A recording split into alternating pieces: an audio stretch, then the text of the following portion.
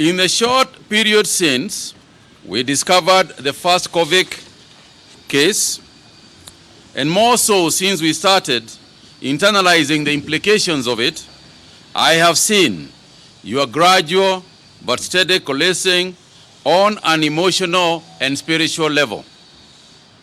People have set up informal groups that are cooking for or distributing food hampers to the needy. Organizations and companies are joining hands with the government through various contributions. The religious community has continued to provide spiritual nourishment within the stipulated guidelines, and for the most part, you, Kenyans, have joined the government in the fight against coronavirus. And I thank you. The fight might be housed in the Ministry of Health, but it is one that belongs to each one of us. In Kenya, in the East African region, in Africa as a continent, and indeed the globe. Fellow Kenyans, a few days ago, the World Health Organization warned that despite the seemingly slow pace of infections in Africa, the number of coronavirus cases could surge from just thousands to 10 million within 3 to 6 months. While this is a projection, it might as well be the reality in the coming days. Consider that this past week alone, we have seen significant changes of infections in our own neighborhood, where the COVID-19 cases in Somalia have multiplied 9-fold in a single week, from 26 cases on April 13th to 237 by yesterday. In our neighboring Tanzania, the numbers have swollen 7-fold, from 32 cases to 254 within the same period. These developments concern us. They might translate into frightening reality for the Horn of Africa. While what we are learning is that this virus transmits silently. Initially, it may move at a slow pace, but as we have also seen in countries such as Spain and Italy, it takes on such frantic speed that even the most developed of nations cannot catch up with it. Between March 18th and 25th, a span of 1 week, the cases in Spain grew 5-fold, from 11,741 to 50,019. Given these realities, the general sentiment of comfort we are witnessing is severely misplaced.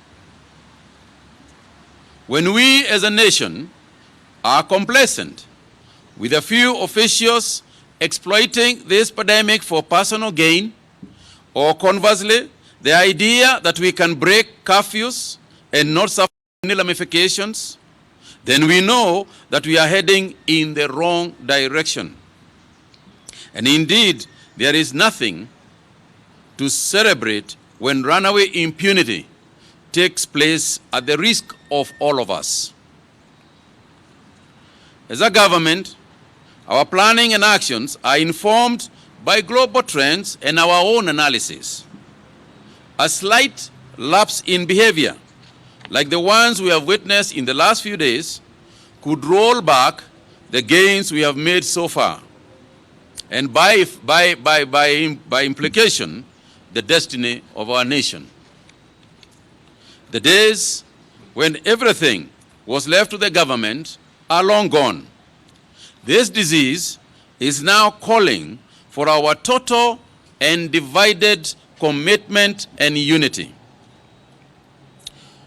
While I appreciate and acknowledge the cooperation by many Kenyans, I must say that there are a few Kenyans who deliberately rebuke the efforts that we have put in place to contain the spread of the virus.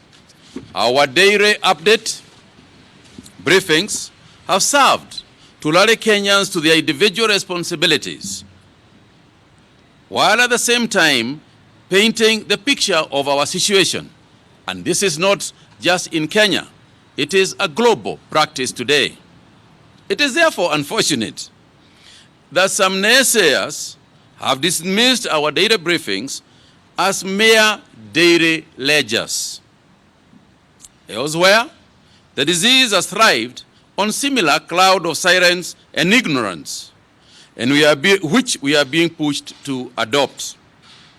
We refuse to sit back, and we will continue to inform Kenyans of our situation and measures they need to continuously take in order to flatten our curve. Regarding mass testing, the exercise is ongoing, targeting high-risk areas, which include healthcare workers. We currently have 25,000 testing kits which have been deployed for this activity. Globally, every country is working on testing targets. All have fallen short of these targets because of global disruption of supplies. Our plan is to conduct 250,000 tests by the end of June. However, this 250,000 will not match our population. Hence, we are collaborating with our development partners to ramp up our surveillance testing mechanisms. The plan entails community-based surveillance, hospital-based surveillance, and population-based surveillance. For the community-based surveillance, we are working at about 100,000 households. For the hospital-based surveillance, we have mapped out 20 hospitals in 16 regions.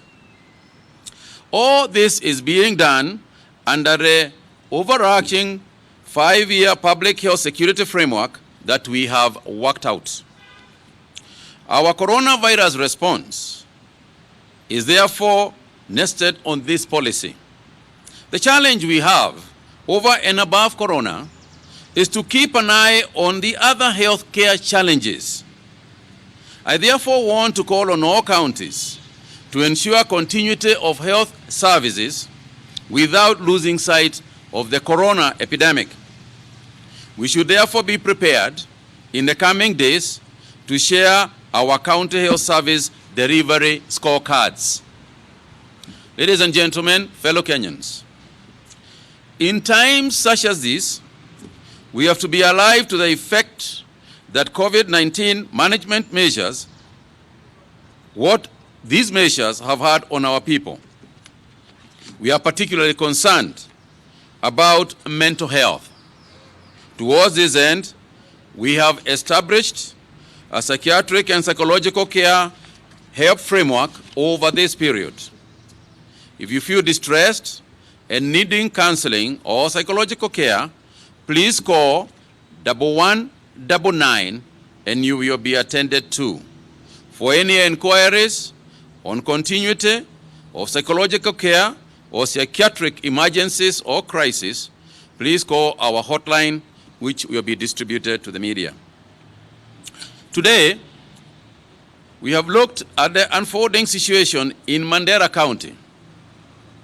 So far, the county has 8 cases, the latest being 2 cases of urban refugees. Now, this is a dangerous situation because, as you are well aware, Mandera has a lot of is a corner county with neighbors on 2 sides, and is also affected by travel from other parts of the country. Therefore, as part of the containment measures, the government has today directed restriction of movement into and out of Mandera County.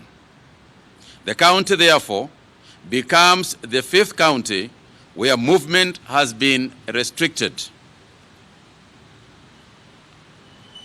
Today, having tested 707 samples, we have 7 persons who have tested positive to the disease. Those being Kenyans as a whole. We don't have any foreigners in those figures. And I would like to state, kama vile nilisema, hii ugonjwa si ugonjwa wa serikali, hii ni ugonjwa wa kila mtu. Na kama mjuavyo, kuna wale ambao hawaogopi, na yule ambao haogopi atakuja kuogopa, kwa sababu hii ugonjwa haina tajiri, haishagui tajiri, haishagui kijana, haishagui yoyote. Kila mtu anaweza kushikwa na hii ugonjwa. Kwa hivyo sisi tunasema wale ambao wanasaidia sisi sana ni wale ambao wanafuata sheria ile tumetoa, mipango ile tumetoa. Hao ndio wanasaidia sisi kama Wakenya. Lakini mjue ya kwamba wale ambao hawafuati, wale ambao mnaona wakiruka wakitoka kwa quarantine facilities, hao watu ni kusema wanataka kutoka huko waingie vijijini wapeleke ugonjwa huko vijijini. Ukiona mtu akiruka ni vile mnajua wale wengine walifanya. Mnajua kuna watu walienda mazishi upande wa Malindi kule Kilifi, ugonjwa ukaanza. Wengine wakaenda mikutano, ugonjwa ukaanza. Hapa Isili tulikuwa na imam, alikuwa hajui yeye ni mgonjwa, akaja akafariki. Wale ambao walikuwa na yeye karibu wamepata hii ugonjwa. Kawangware iko watu wengi, walianza na mtu moja, wakaenda 3, wakaenda wengine 2, na tunaendelea kufanya testing huko tuone ni wangapi pengine. Ukiangalia kule Mombasa upande wa KPA vile hii ugonjwa inaendelea kuchika watu. Kwa hivyo jameni, mimi ningewasihi wa Kenya tusije tukasikiliza wale ambao ni lazima waseme mambo mambaya, mambo maovu kwa wale ambao wanafanya hii kazi, kwa mimi mwenyewe, kwa wale wengine. Msije mkasikiza hao watu. Mimi ningewasihi tuendelee kusikia vile serikali inasema, kwa sababu hii kazi ya kupigana na hii virusi si kazi yetu kama serikali. Hii ni kazi ya kila Mkenya. Na wewe ukijisikia, ukiona kama sio wewe, ukiona kama hii si kazi yako, basi wewe umeanza kukosea. Wakati unasikia wewe hiyo sio kazi yako, umeanza kukosea, kwa sababu hii ni kazi yako. Kwa sababu gani? Kwa sababu hii ni ugonjwa wetu. Kwa sababu gani? Kwa sababu hii ugonjwa inaweza shika wewe, na ikishika wewe, basi wewe utaleta hiyo ugonjwa kwangu na kwa yule mwingine. Asanteni sana.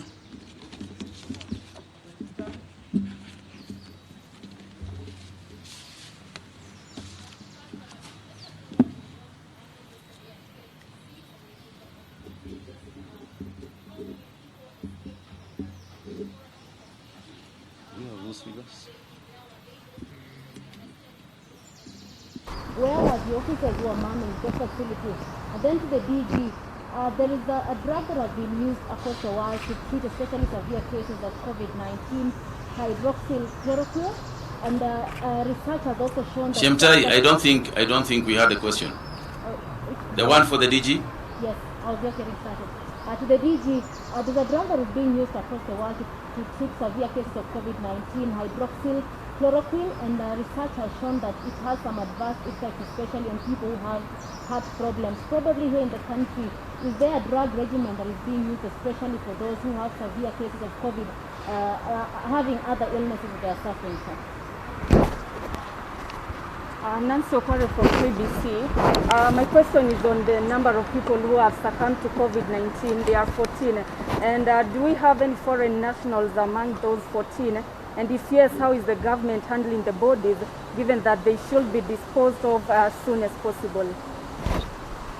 I think for me, I am going to respond to the issue of KMTC briefly.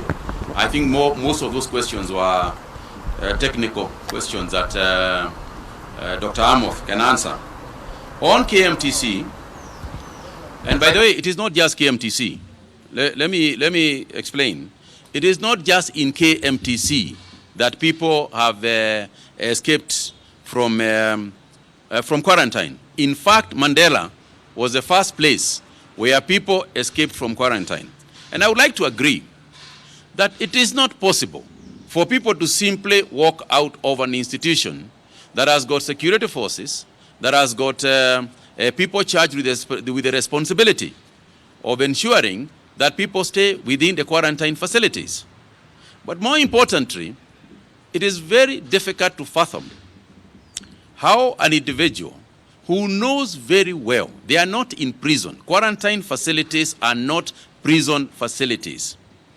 You have been kept there, or you have been quarantined so that you can protect yourself and you can protect those people around you.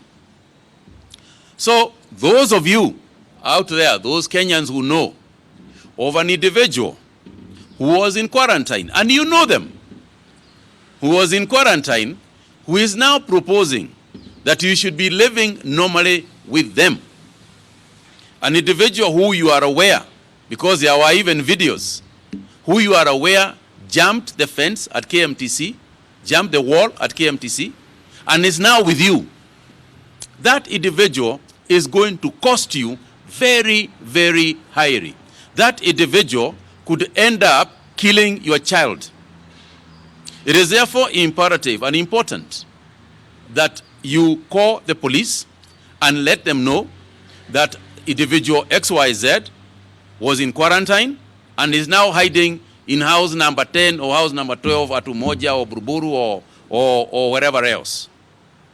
So mine is to urge people that, and this is why we have been talking about this being our own responsibility. It is not for the police to go searching for this person, which they will, and which they are. They have probably been arrested already. I don't know as I speak. But that's not the point. The point is that you cannot have 47 million policemen following 47 million Kenyans. People need to police themselves in a matter such as this one. Therefore, I would urge that those people surrender themselves back to the quarantine facility, because if they do not surrender themselves back, then they render themselves to all kinds of things, including being mobbed by people, and taken there by force. And therefore they should not expose themselves to that kind of possibility. I think it is enlightened self-interest for them to report back to the quarantine facility. But in addition to those ones, are also those ones who, as you have been seeing in the social media, entertain themselves in places that they are not supposed to. And the irony of it is that within a couple of days of that entertainment, you hear of a positive case. Therefore, let me just again appeal to Kenyans and to inform you as follows. We can defeat this disease. We do not have to multiply 4 or 5 times like the neighborhood and the world is doing. If we exercise self-discipline, if you become your brother's keeper, and I become my brother's keeper, and by that I mean both positively and negatively, where we help each other, where we assist each other, where we try and provide for each other. But the flip side of it is that we also report each other when people do not do what they are supposed to do. So once again, we urge caution, we preach hope, but we also preach responsibility. Thank you very much.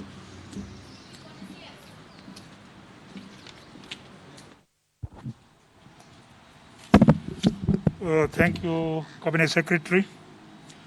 Chemutai asked about the use of hydrochloroquine and its safety profile.